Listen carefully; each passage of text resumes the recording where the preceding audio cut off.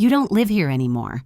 Those were the words my father said to me at the hospital while I was still stitched, bruised, and barely able to sit up. When I told him I needed time to recover, he laughed. And that was the moment I realized something chilling. He wasn't afraid I'd fail. He was afraid I'd remember what he had done. My name is Elena Brooks. I'm 31 years old. This happened in Irvine, California. 3 days before my father disowned me, I had been hit by a speeding car on my way home from work. The doctors said I was lucky. Broken ribs, a concussion, stitches along my hairline. But luck didn't follow me into that hospital room. My father, Robert Brooks, didn't ask if I was in pain. He didn't ask how long recovery would take. He stood near the door like a landlord inspecting a property that had lost value. He told me I had become a burden, that I was too old to still need help, that if I couldn't contribute immediately, I shouldn't come back. What he didn't know was that while I lay there listening, something inside me went very still, because for years I had trusted him with things I shouldn't have. Money, documents, decisions made when I was too young to question them. And now, as he spoke about cutting me off, I understood why. He wasn't trying to punish me. He was trying to make sure I never looked back. He was wrong. The hospital room in Irvine, California was too quiet for what had just happened. The machines hummed softly, steady and indifferent. A thin curtain separated me from another patient I couldn't see, only hear. Slow breathing, the occasional cough. My head throbbed in a dull, persistent rhythm that matched the ache in my ribs. I had been there for 3 days. 3 days since a car ran a red light and slammed into mine. 3 days since the doctor told me I was lucky to be alive. Broken ribs, a concussion, stitches along my hairline that pulled every time I moved my eyebrows. I was sitting up for the first time when my father arrived. He didn't knock. He opened the door halfway, looked inside, and paused, like someone reconsidering whether a conversation was worth the effort. "You look better than I expected," he said. It wasn't concern, it was evaluation. My father, Robert Brooks, stepped fully into the room and shut the door behind him. He stayed standing, hands in his jacket pockets, eyes moving around the space as if he were taking inventory. I waited for him to ask how I felt. He didn't. "You can't come back to the house," he said instead. The words landed strangely, like they'd been dropped into the wrong conversation. "What?" I asked. "You heard me," he replied. "You don't live there anymore." For a moment, I honestly thought he was joking, not because it was funny, but because the alternative didn't make sense. "I just got out of surgery," I said. "I can barely sit up." "That's not my problem," he said calmly. "I've been carrying you long enough." Something tightened in my chest that had nothing to do with the accident. "Carrying me how?" I asked. He exhaled sharply, as if this were exhausting. "You're 31, Elena. You should be independent by now." I stared at him, trying to reconcile the man in front of me with the one who had insisted, only months earlier, that it made sense for him to handle things for me. Taxes, paperwork, accounts that felt confusing when I was younger. "I work," I said. "I pay my bills."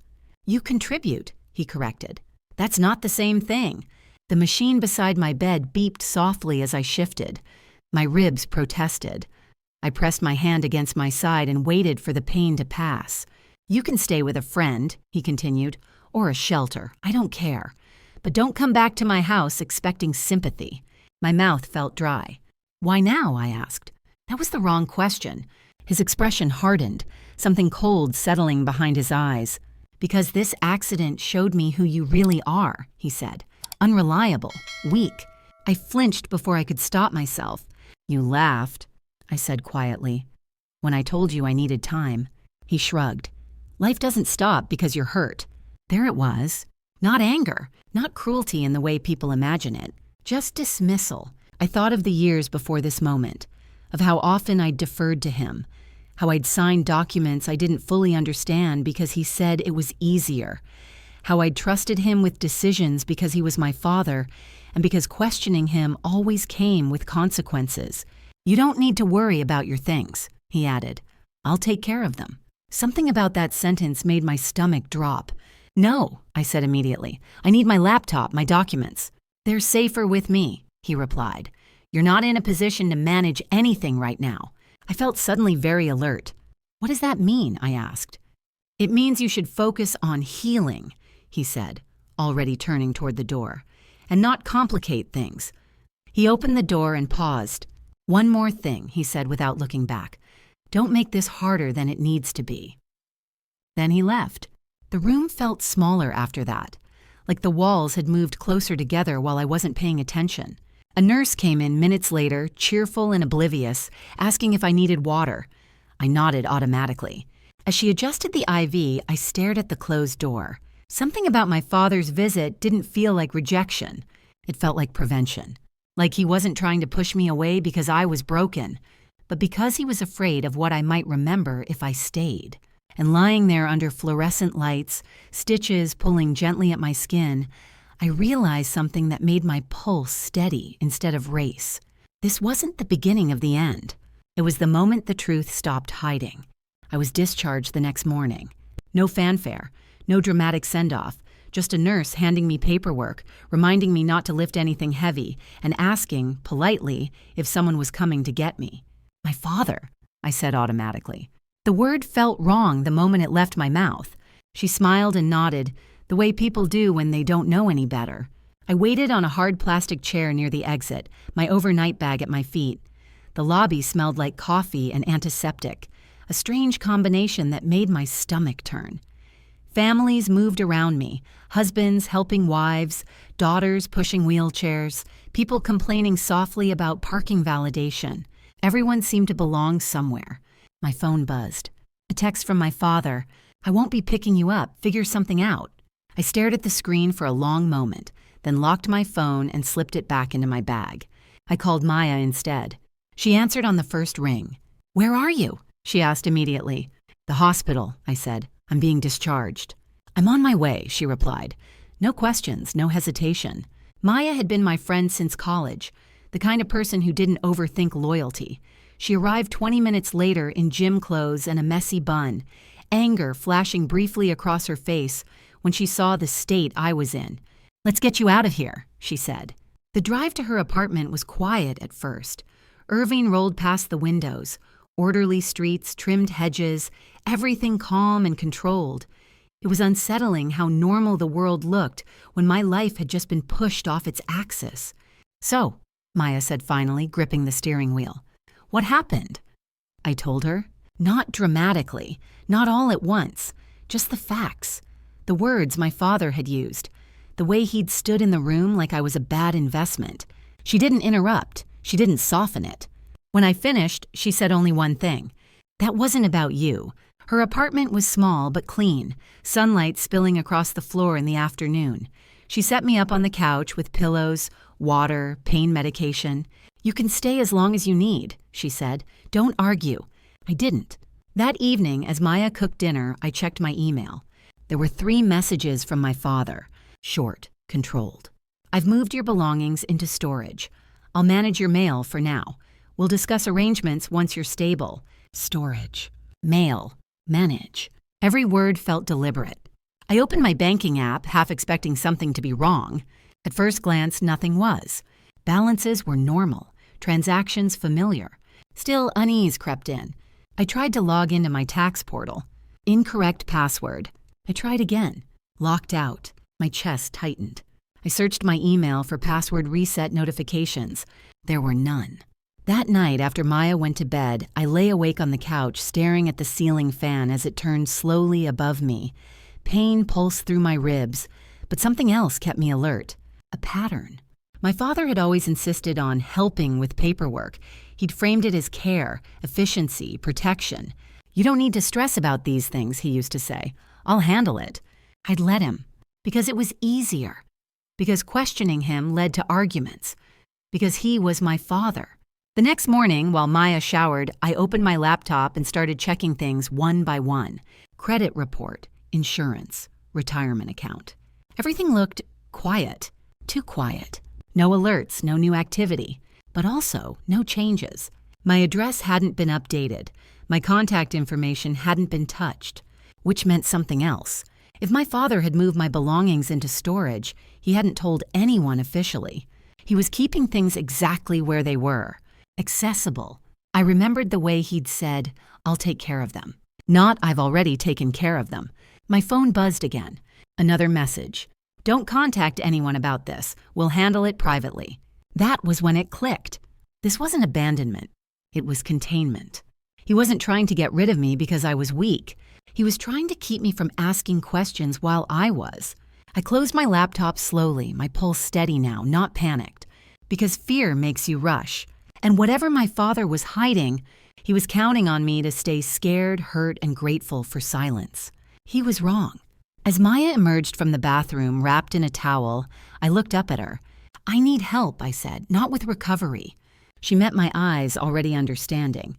With finding out what he's done, I finished. She nodded once. Then we start now, she said. And for the first time since the accident, I felt something solid beneath the pain. Not safety, awareness. The first thing I noticed was how quiet everything was. Too quiet. No alerts from my bank, no emails about account changes, no notifications warning me that something was wrong. At first, that should have been reassuring. Instead, it made my skin prickle. I sat at Maya's small kitchen table with my laptop open, a mug of untouched tea cooling beside me. Morning light filtered through the blinds, cutting the room into neat stripes. Everything around me felt orderly, safe. That was the problem. My father didn't like disorder. He didn't leave loose ends. If he had truly moved my belongings into storage, if he had really taken control of my mail and documents, there should have been changes somewhere. But there weren't. I started with the basics. Credit report. It loaded slowly, then appeared clean. No new accounts, no suspicious inquiries. My name, my number, my history. Still, something felt off. I clicked through the details more carefully this time. Address history, phone numbers, emergency contacts. My father's address was still listed as my primary residence. My father's phone number was still marked as the main contact. I hadn't updated those in years, because he'd told me not to. It's simpler if everything stays consistent, he'd said. Less paperwork. I scrolled further. Authorized users.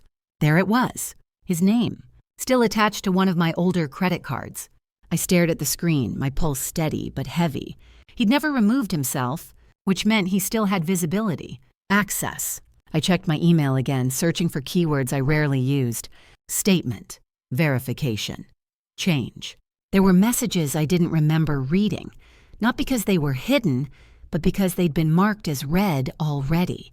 From banks, from insurance providers, from a tax service I barely remembered signing up for. They weren't alarming on their own, just routine notices, confirmations, summaries. But the timestamps didn't match my memory. Someone else had opened them.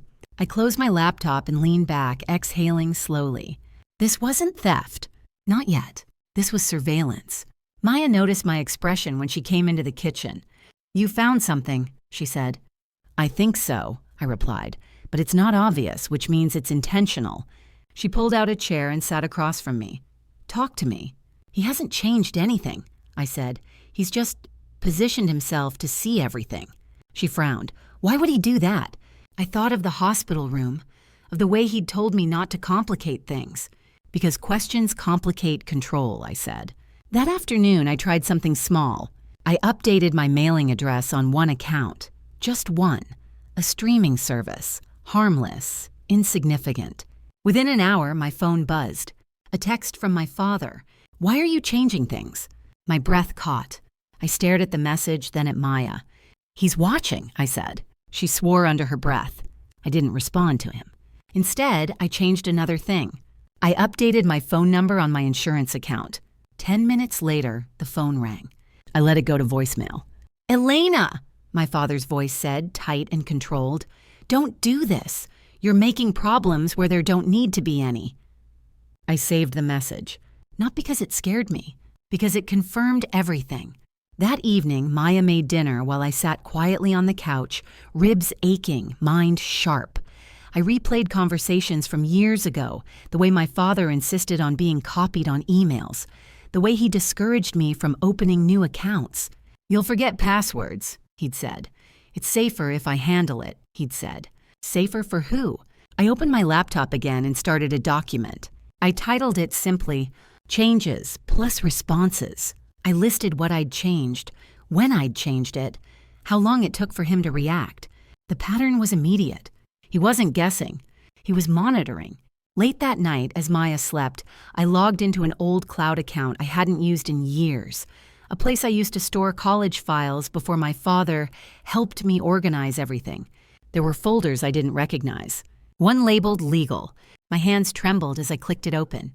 Inside were scanned documents, power of attorney forms, account authorizations, things signed years ago when I was barely out of school, overwhelmed, trusting. My signature stared back at me. I didn't remember signing most of them, but I recognized the moment, the pressure, the way my father framed it as temporary, necessary. "I'll explain it later," he'd said. Later had never come. I sat there in the glow of the screen, heart pounding not with fear, but with understanding. This wasn't about kicking me out. It was about making sure I stayed dependent, manageable, invisible. I closed the laptop gently and stared into the dark. Whatever my father was hiding, it wasn't small. And now that I'd seen the first edge of it, I wasn't going to stop. I waited 3 days before going back. Not because I was afraid, but because I needed to be steady. Maya insisted on driving. She didn't argue when I said I wanted to do this quietly. No confrontation, no scenes, just answers. The house in Irvine looked exactly the same as it always had. Trim lawn, closed curtains, the kind of place that suggested order and success to anyone passing by. Normal was still doing its job. My father wasn't home. His car was gone. Maya stayed in the driveway while I moved slowly toward the side door, ribs protesting with each step. The spare key was still hidden under the planter. Of course it was. He liked systems that worked long after people stopped questioning them. Inside, the air felt stale, not unused, just tightly controlled. Nothing was out of place, but something was missing. Me. My room had been stripped. No boxes, no bags, just absence. The closet empty. The desk cleared. Even the framed photos were gone. I didn't linger. I went straight to the study. The door was locked. I stood there for a moment, then remembered the sound he'd made once when I was a teenager, complaining that I kept forgetting the real key. It was taped to the top of the doorframe. Still, the lock clicked open easily. The study smelled faintly of leather and paper. Everything was neat. Files aligned, desk clear, drawers closed. He'd always believed cleanliness equaled innocence. I checked the filing cabinet first. Nothing obvious. Tax folders labeled by year, insurance paperwork, investment summaries. Then I noticed a drawer that didn't quite close all the way. Inside was a slim folder marked correspondence. My name was on several envelopes, not addressed to me. About me. Banks confirming changes. Institutions acknowledging authorized decisions. Notices sent months ago. Some years ago, all handled, all filed. I sat down slowly. This wasn't reactive. This was maintained. I moved to the bookshelf next. My father kept books he never read, titles about leadership, finance, control. One of them was heavier than it should have been.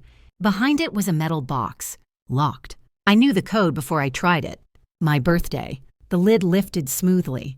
Inside were documents that made my throat tighten. Power of attorney renewals, account consolidation notices, a letter from a financial advisor confirming that the arrangement remained effective. Effective. I flipped through the dates. Some of these were recent, very recent. He hadn't just kept control when I was younger. He'd extended it. I photographed everything. Every page, every signature, every date. Then I heard the front door open. Voices. My father. I didn't panic. I closed the box, returned the book, locked the drawer. I stepped into the hallway just as he turned the corner. He froze. "You shouldn't be here," he said immediately. "I used my key," I replied. He glanced toward the study, then back at me. "You're not thinking clearly," he said. "You're still recovering." "I'm thinking perfectly clearly," I replied. "That's why you didn't want me here." His jaw tightened. "You're imagining things," he said. "You've always been sensitive." I looked at him steadily. "Why are you still listed on my accounts?" I asked. Silence. "Why do you receive notifications meant for me?" I continued. "Why are there documents about my finances that I've never seen?" His voice hardened. "Because someone has to be responsible," he snapped. "You've never been good with this kind of thing." "That's not true," I said calmly. "You just never let me be." He stepped closer, lowering his voice. "You're making this bigger than it needs to be," he said. "If you tell anyone, you'll regret it." There it was, not denial, threat. I met his gaze without flinching. "I already told someone," I said. Something shifted behind his eyes. "What?" he asked. "Myself," I replied. "Finally." I walked past him and out the door without another word. In the car, Maya didn't ask questions. She didn't need to. "You found it," she said. "Yes," I replied, "and now I know what comes next." Because control only works when it's unseen. And now, I had the proof he'd built his entire life around making sure I never found. I didn't confront him again. I didn't need to. Once you see the shape of something, arguing about whether it exists becomes pointless. Back at Maya's apartment, I spread everything out on the kitchen table. Printed photos from my phone, screenshots of documents, timestamps, file names. Maya made tea and watched silently as the story assembled itself without commentary. Power of attorney renewals I didn't remember approving. Account consolidations that quietly centralized access. Email confirmations acknowledging changes I had never requested. Individually, each document looked harmless. Together, they told a different story. "This isn't theft," Maya said finally. "It's management." "That's how he'd describe it," I replied. "Care, oversight, responsibility."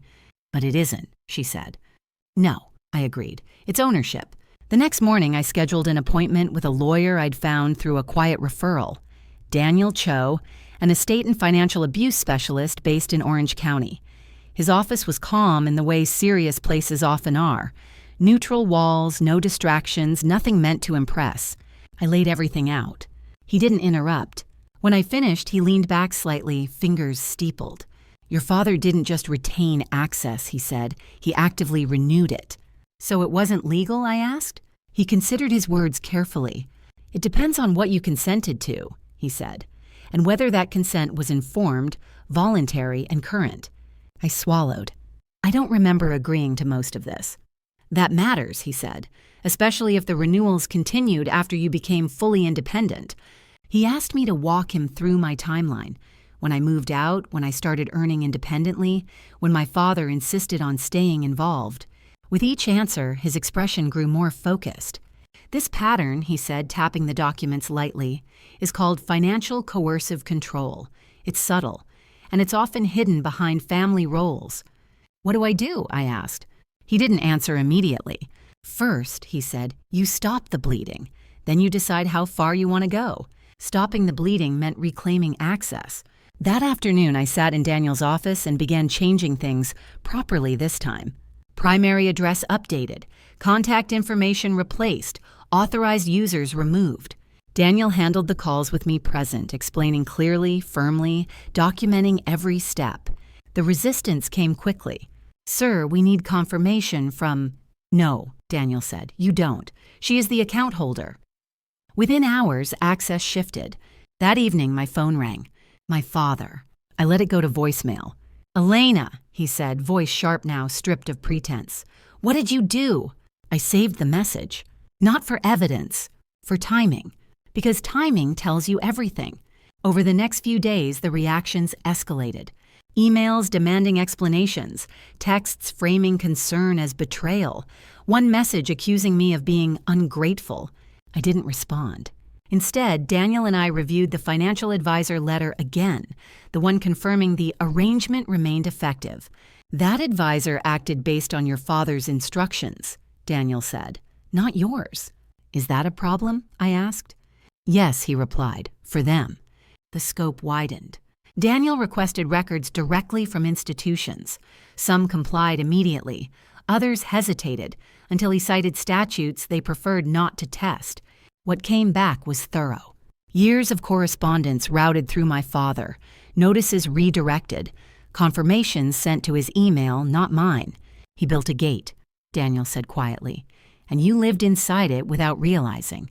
That night, I lay awake on Maya's couch, ribs aching, mind clear. I replayed moments I'd dismissed for years, the way my father discouraged independence, how he framed confusion as incompetence, how he always positioned himself as the only safe option. He hadn't needed to threaten me. He'd trained me. The next morning, Daniel called. "There's more," he said. "Your father signed you up for an asset review last year." "What does that mean?" I asked. "It means he was preparing for something," Daniel replied, "either to protect himself or to move things." I sat up slowly. "Can he still do that?" I asked. "No," Daniel said, "not anymore." For the first time since the hospital, I felt something loosen in my chest. Not relief, ground. Because now the control wasn't invisible. It was documented. And once control is written down, it can be challenged. Once control was visible, everything slowed down. Not because nothing was happening, but because every move now mattered. Daniel Cho warned me early on not to rush. "People who rely on control panic when they lose it," he said. "That panic creates mistakes. We wait for those." So I waited. I didn't answer my father's calls. I didn't reply to his emails. I let every message sit unanswered, time-stamped and preserved. Instead, Daniel and I worked quietly. We requested full communication logs from every institution my father had touched. Not summaries, records. Who called whom? When? From which number? Which email addresses were listed as primary contacts? The pattern was unmistakable. My father hadn't just stayed informed. He had positioned himself as the default decision-maker. In several cases, representatives had never spoken to me at all. They believed they were communicating with someone authorized, someone confident, consistent, and insistent. "He spoke the language," Daniel said. "That's often enough." One afternoon, Daniel forwarded me a document that made my stomach tighten. A letter from the financial advisor. It wasn't addressed to me. It was addressed to my father. The subject line read, "Asset Consolidation Options." The date was 4 months ago, 2 months before my accident. He was planning to move assets, Daniel explained, possibly offshore, possibly into vehicles that would be harder to trace. "Using my name?" I asked. Daniel didn't hesitate, at least partially. That night, I barely slept. Not from fear, but from understanding. My father hadn't reacted to my accident with anger or disappointment. He'd reacted with urgency, because something was already in motion. The next step was delicate. Daniel recommended we contact the financial advisor directly, but not confrontationally. "We ask questions," he said. "Let them explain their understanding." The meeting took place over video. The advisor was polite, professional, slightly uneasy. "I believed I was acting in your best interest," he said. "Your father indicated you preferred not to be involved." I held his gaze calmly. "I never said that," I replied. He shifted in his chair. "The instructions came from him," he admitted. "We assumed he had your consent." Daniel stepped in smoothly. "Do you have documentation of that consent?" he asked. Silence. After the call ended, Daniel exhaled. "That's exposure," he said. "Not illegal yet, but reckless." Meanwhile, my father escalated. He showed up unannounced at Maya's apartment one evening while she was at work. I watched from the window as he stood on the sidewalk, hands clenched, jaw tight. I didn't open the door. He left after 10 minutes. Then came the voicemail. "You're humiliating me," he said. "Do you know how this looks?" I saved it. The next message came an hour later. "We can fix this," he said. "You're overreacting." That one too. Daniel reviewed the recordings carefully. "These aren't threats," he said. "They're pressure, and pressure has context." The pressure increased when Daniel filed a formal notice revoking all prior authorizations, retroactively where possible. Copies were sent to every relevant institution. That triggered alerts, questions, internal reviews. By the end of the week, 3 banks requested follow-up interviews. The advisor froze all pending actions. My father lost access in real time. He noticed immediately. "I know because he texted." "What did you do?" I didn't reply. Instead, I sat with Daniel and discussed options I hadn't considered before. "Do I have to sue?" I asked. "No," he said, "but you may want leverage." "What kind?" He slid a folder across the table. "Documentation that establishes coercive control," he said, "and intent." "What does that give me?" "Choice," he replied. "You can push this quietly, or you can make it formal." That night, I walked alone along a quiet Irvine street, the air cool and still. Houses glowed softly behind drawn curtains, lives continuing, unaware. I thought about how long I'd mistaken silence for peace, how often I'd swallowed discomfort to avoid conflict. My father had counted on that. He'd built his system on my reluctance. Now that reluctance was gone. Not replaced with rage, but with clarity. The next morning, Daniel called. "Your father requested a meeting," he said. "With you?" I asked. "With me," he replied. "He wants to resolve this privately." I smiled faintly. "That means he's afraid," I said. Daniel agreed. "Do you want me to meet him?" he asked. I considered it carefully. "Yes," I said, "but not yet." Because when someone has controlled the narrative for years, the most powerful move is letting them realize they no longer can. My father didn't wait for permission. 2 days after Daniel told him no, he started reaching out to people around me. Not angrily, not openly, strategically. Maya was the first to notice. "He called my office," she said one evening, setting her phone down on the counter. "Asked questions, framed it like concern." "What kind of questions?" I asked. She frowned. "Whether you were stable, whether I thought you were thinking clearly." There it was, the same narrative he'd always used. When control slips, credibility becomes the next target. Daniel wasn't surprised. "This is common," he said. "When access is revoked, they try to reframe the person as unreliable. So what do?" I asked. "We document," he replied, "and we widen the record." That meant letting others see what my father never expected anyone to question. Daniel reached out, formally this time, to the financial institutions that had deferred to my father for years. He didn't accuse. He asked for clarification. Who had they spoken to? Whose instructions were followed? On what authority? The responses came back slowly but consistently.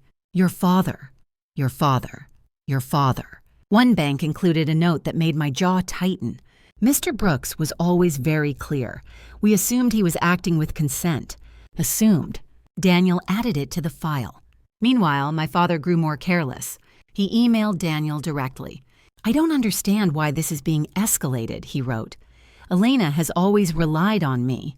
I was protecting her." Daniel replied with one sentence. "Please stop contacting my client directly." That didn't stop him. He called my aunt, my mother's sister, someone he hadn't spoken to in years. She called me immediately after. "He sounded panicked," she said, "and angry. He wanted to know what you'd told me." "What did you say?" I asked. "That you finally know the truth," she replied, "and that it's long overdue." The next crack came from somewhere I didn't expect. The financial advisor called Daniel. "I need to correct the record," he said. "There were assumptions made. I want that noted." Daniel listened silent. The advisor continued. "Mr. Brooks pressured us," he admitted. "He implied there would be consequences if we contacted Elena directly. That changed everything. Pressure implies intent. Intent shifts the narrative." Daniel added the statement to the growing file and looked at me carefully. "At this point," he said, "this isn't just about access, it's about misuse of authority." My father tried one last tactic. He requested a mediation session. No lawyers present, no records. Family only. Daniel shook his head when he showed me the request. "This is where people try to rewrite history," he said. "They'll apologize without admitting anything." I thought about it. "I'll go," I said. Daniel raised an eyebrow. "On one condition," I added. "You're there, and it's on record." The meeting took place in a neutral conference room downtown. My father arrived early. He looked composed, but not confident. His usual certainty had thinned around the edges. "Elena," he said when I walked in, "this has gone too far." I sat down across from him without answering. Daniel introduced himself calmly. "We're here to discuss facts," he said, "not feelings." My father smiled tightly. "I only ever wanted what was best for my daughter," he said. "She's always been sensitive." Daniel didn't react. "Elena," my father continued, turning to me, "you're being influenced." I met his eyes steadily. "No," I said, "I'm being informed." His smile faltered. "Then why didn't you just ask me?" he demanded. "Because," I replied evenly, "you trained me not to." Silence filled the room. Daniel slid a document across the table. "This outlines the revocation of all prior authorizations," he said, "effective immediately." My father's hand tightened on the edge of the table. "You're making a mistake," he said. "You don't understand how this world works." I understand exactly how it works, I replied. I just wasn't supposed to. The meeting ended without resolution, but something fundamental had shifted. The story was no longer his to tell. The next morning, Daniel called. He made another mistake, he said. What kind? I asked. He contacted the advisor again, Daniel replied, and this time we have proof. I closed my eyes briefly, because once someone keeps pushing, they stop being careful. And once carelessness sets in, control collapses quickly. The email arrived at 6:14 a.m. Daniel forwarded it without comment. It was from the financial advisor, short, precise, and unmistakably formal. Following recent communications, we are initiating an internal compliance review regarding all actions taken under Mr. Brooks's instruction. Compliance review. I read the words twice. That wasn't a conversation. That was a process. By mid-morning, 3 separate institutions had reached out to Daniel's office requesting interviews, not clarifications, records, logs, authorization trails, decision timelines. The machinery had shifted, and once it shifts, it doesn't ask permission. My father tried to get ahead of it. He showed up at my office, not shouting, not threatening, carefully dressed, calm voice, hands open as if approaching a frightened animal. I don't know what they're telling you, he said quietly, but this is getting out of control. I didn't invite him in. This is exactly where it belongs, I replied. He swallowed. You're letting strangers decide things that should stay in the family. Strangers didn't decide, I said. Documents did. He flinched. Daniel called an hour later. He contacted 2 institutions directly, he said. Asked them to pause cooperation. Can they? I asked. No, Daniel replied, and that attempt was logged. That mattered. Attempts to interfere don't disappear. They get added. By the end of the week, the financial advisor had formally corrected prior statements, on record, acknowledging undue influence. 2 banks suspended accounts pending investigation. 1 insurance provider flagged the file for potential misuse of authority. My father lost access quietly. No announcement, no confrontation. Just doors that stopped opening. He felt it immediately. The messages shifted tone, from accusation to justification to pleading. You know I never meant to hurt you. I did this because you needed help. I was protecting you.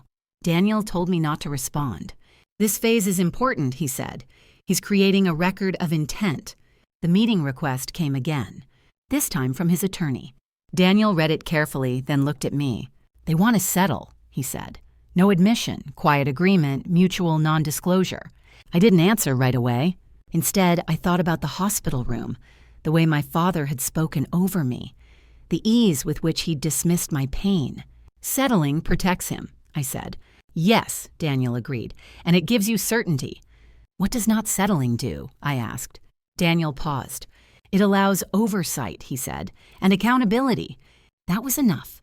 Then we don't settle, I said. Daniel nodded once. He filed the formal complaint that afternoon. Not loud, not dramatic. Precise.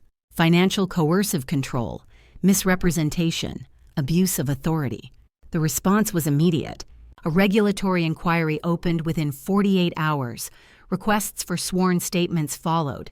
Institutions that had once deferred now documented everything. The narrative was no longer personal. It was procedural. My father stopped calling, not because he was done, but because he was advised to stop. I learned that from my aunt who called me late one night. He told me this was all a misunderstanding, she said, that you were confused. And what did you say? I asked. I said confusion doesn't last this long, she replied. The hearing date was set quietly. No press, no spectacle. Just time on a calendar. That night, I walked along the same Irvine Street I'd walked weeks earlier. The air was cool, lawns trimmed, lights on behind curtains. Normal still existed, but it no longer included me. And for the first time, that felt right. I wasn't living inside someone else's structure anymore. I was standing outside it, watching it be examined piece by piece. The next morning, Daniel sent one last message. They're requesting additional records going back 10 years. 10 years. I closed my eyes briefly. That wasn't fishing. That was confirmation. Because institutions don't look backward unless they expect to find something. And once they do, they don't stop. The request didn't come with drama. Just an email. Please provide any additional records dating back 10 years. 10 years was not an accident. 10 years meant they were no longer verifying mistakes. They were reconstructing a pattern. Daniel called me as soon as the message arrived. They believe there's continuity, he said, which means they think what happened recently isn't new. I sat quietly, letting that settle. My father hadn't started controlling my finances because I was injured. He'd simply been exposed by it. Over the next week, my life became a timeline. Every address I'd lived at, every job I'd held, every moment my father had insisted on helping. Daniel's team organized it carefully, not emotionally, chronologically. What emerged was unsettling in its precision. At 19, when I opened my first credit card, my father was listed as an authorized user. At 23, when I moved out briefly, my mail was redirected back to his house for convenience. At 26, when I earned more than he did for the first time, my accounts were consolidated for tax efficiency. Each step framed as support. Each step reducing my independence. The regulators asked specific questions. Did you request these changes? Were you aware of these renewals? Did you ever revoke consent? I answered truthfully, no. The silence after those answers was heavy. This is significant, one reviewer said quietly during a recorded call. You understand that? Yes, I replied. I understand now. My father's attorney requested another meeting. Daniel declined. This phase doesn't involve negotiation, he said. It involves findings. The findings came faster than I expected. Preliminary conclusions were issued, internal but definitive enough to matter. Undue influence, misrepresentation of authority, failure of fiduciary duty. Words that carried weight. My father's access was not only revoked, it was flagged.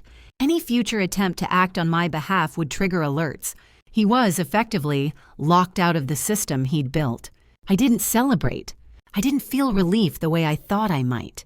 Instead, I felt distance, like watching a building collapse from far enough away that you don't feel the dust. The final decision I had to make came quietly. Daniel laid out the options.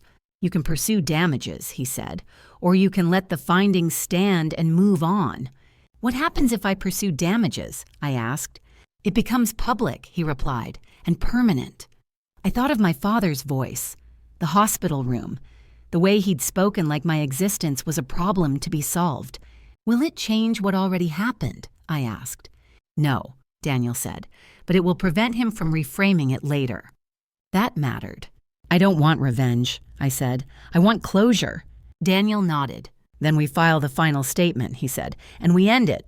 The notice went out 2 days later. Formal, brief, unambiguous. I wasn't required to attend the final review, but I chose to. The room was plain, the people neutral. My father was there, seated across from me. He looked smaller, not defeated, contained. When given the opportunity to speak, he stood. I did what I thought was right, he said. I never meant to harm my daughter. The chair of the panel didn't respond emotionally. Intent does not override impact, she said calmly, and authority does not excuse misuse. That was it. No argument, no rebuttal, just acknowledgement. Outside, the air felt lighter. I walked alone to my car, sat for a moment, and let the quiet settle. The past hadn't been erased, but it had been named. And naming something takes away its power to hide. That evening, I packed the last of my belongings from Maya's apartment. I found a place, I told her, small, temporary. She hugged me tightly. You're not going back, she said. No, I replied. I'm moving forward. My phone buzzed once as I stepped outside. A message from an unknown number. I hope one day you understand. I deleted it without replying. Understanding wasn't the goal anymore. Freedom was. The apartment was small. 1 bedroom, 1 window that faced a row of trees instead of another building. The paint was uneven, and the kitchen light flickered if I turned on the microwave and kettle at the same time. It was perfect. I moved in with 2 suitcases and a borrowed lamp. No furniture worth mentioning, no expectations attached. The first night, I slept on the floor wrapped in a blanket Maya insisted I take. For the first time in years, no one knew where my mail went but me. No one had access to my accounts. No one received copies of my decisions. No one watched from behind the curtain. The silence felt different now. Not heavy, intentional. I started physical therapy twice a week, slow movements, careful breathing, learning how to trust my body again after it had been ignored, overridden, pushed too far. Recovery was not dramatic. It was consistent. Between appointments, I worked, quietly, independently. I rebuilt my routines, updated my records, set boundaries that existed on paper and in practice. Daniel checked in once more before closing my file. "You did this the hard way," he said. "Most people don't." "I didn't know there was another way," I replied. He smiled faintly. "Now you do." My father didn't contact me again. Not directly. I heard through my aunt that he had moved, downsized, lost access to several professional relationships he'd relied on for years. Not punished, just excluded. Systems don't need anger to correct imbalance. They need clarity. Weeks passed. The accident faded from daily thought. The bruises disappeared. The scar near my hairline softened into something I stopped noticing unless I looked for it. One afternoon, I found myself walking past the hospital where it had all started. I didn't go in. I stood across the street and watched people come and go, families, nurses, strangers moving through moments that would change them without warning.